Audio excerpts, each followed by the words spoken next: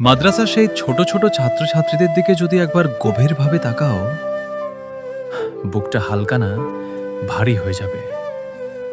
ভোরের আজানের আগেই ঘুম ভাঙে তাদের।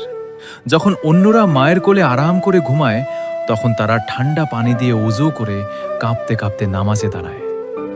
কেউ দেখে না তাদের কষ্ট, কেউ শোনে না তাদের নিঃশব্দ দীর্ঘশ্বাস।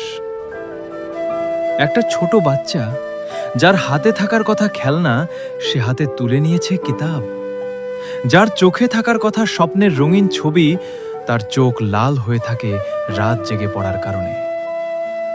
মাঝে মাঝে মনে হয় ওদেরও তো ইচ্ছে করে একটু মায়ের পাশে বসতে, বাবার সাথে গল্প করতে, একটু আদর পেতে।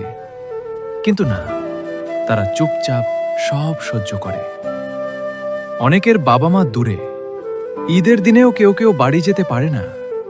অন্যরা যখন নতুন জামা পরে আনন্দ করে, তখন মাদ্রাসার কোনো এক কোণে বসে কেউ হয়তো চুপচাপ চোখের পানি মুছে। কেউ জিজ্ঞেস করে না, তোমার মন কেমন আছে?